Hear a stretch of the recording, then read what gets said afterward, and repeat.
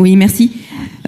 J'avais pas prévu d'intervenir sur le budget parce qu'effectivement, je me retrouve complètement dans l'analyse faite par Pierrick Courbon, ça vous étonnera pas. Mais je souhaitais quand même revenir sur tout ce qui a été dit précédemment, notamment en réponse à mes collègues de la majorité de Saint-Étienne. Je vois qu'ils font la difficile expérience de ce que c'est d'être dans l'opposition. Vous voyez, c'est un petit peu ingrat. Et pas tous. Je parle à ceux à qui je parle se reconnaîtront, Madame Peslon, vous savez bien. Voilà. Alors, la différence entre ici et Saint-Étienne, c'est que d'être dans l'opposition ici, c'est quand même plus confortable. Vous avez vu ici la majorité est quand même bienveillante dans ses réponses, sauf quand c'est Marc Chassot-Bénet qui répond, parce qu'il ne peut pas s'empêcher d'être insultant à chaque fois qu'il prend la parole. Je ne sais pas si vous écoutez Monsieur Chassot-Bénet, mais il n'y a que vous qui essayez de rabaisser vos interlocuteurs, ou de placer des petites piques qui n'ont pas lieu d'être quand vous dites c'est à la mode de ne pas respecter ses engagements. Je trouve ça gratuit, ça n'apporte rien au débat et vraiment ça fait que mettre une mauvaise ambiance. Mais pour revenir à mon propos, quand je dis que c'est ingrat d'être dans l'opposition, c'est que ça suppose effectivement de lire tous les dossiers, de lire toutes les pages, toutes les annexes, des longues pages de colonnes de chiffres. Et donc quand Madame Semage par exemple nous dit que le coût de la patinoire n'a pas bougé, il suffit de prendre la PPI. Là, les chiffres sont très clairs, bien affichés dans des colonnes. C'était 23 millions d'euros. Là, il est affiché 26 millions et demi. Donc 3 millions et demi, pour moi, c'est pas une paille. On peut considérer qu'il y a un changement. Ensuite, on s'écoute, s'il vous plaît. Vous reprendrez la parole, Madame Semage, si vous voulez apporter des précisions, il n'y a aucun problème. On ne se coupe pas la parole, ensuite, s'il vous plaît. Un débat doit être respectueux oui, mais entre tout le monde.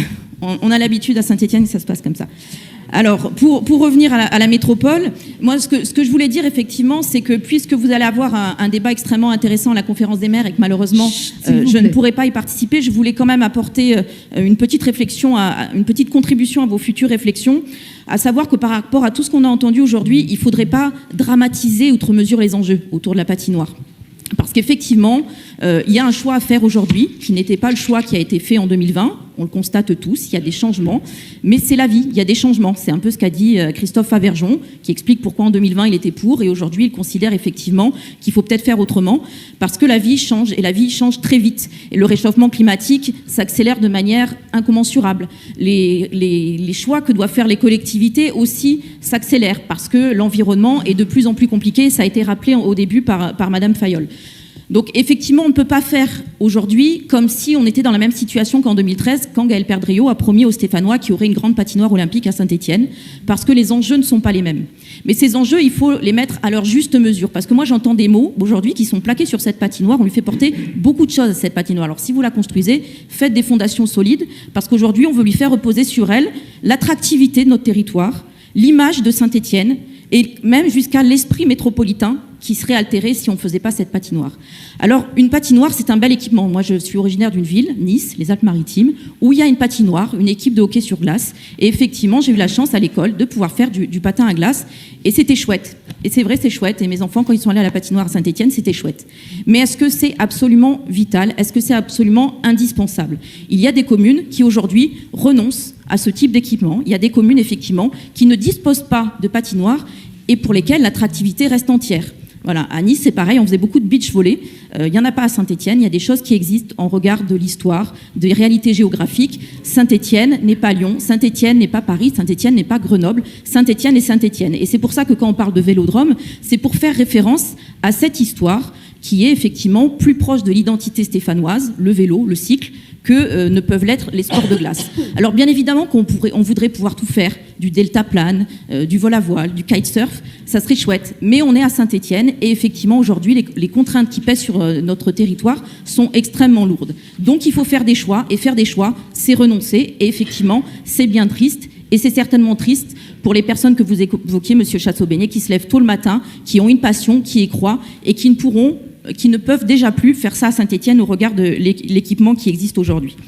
Mais pour redorer l'image de Saint-Étienne, pour favoriser l'attractivité de notre territoire, je ne suis pas sûre qu'une patinoire soit la réponse. Parce que les choix des gens, quand ils vont dans une ville, ils ne se demandent pas est-ce qu'il y a une patinoire? Ce n'est pas leur première question. Ils regardent s'il y a de l'emploi, s'il y a de la mobilité, s'il y a des équipements pour les enfants, des crèches, du périscolaire, des écoles en bon état.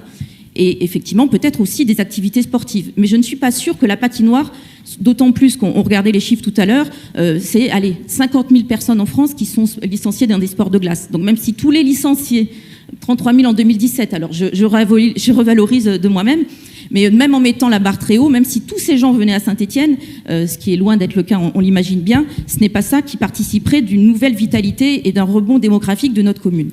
Donc, remettons les choses dans l'ordre, remettons les choses à leur juste place. Évidemment qu'une patinoire, ça aurait été sympa, mais quand on est dans une situation où, comme l'évoquait Christophe Averjan, on doit faire des choix difficiles, à Saint-Étienne, on ferme des piscines. C'est pour ça qu'on a évoqué le savoir nager. C'est pas nous qui opposons les usages.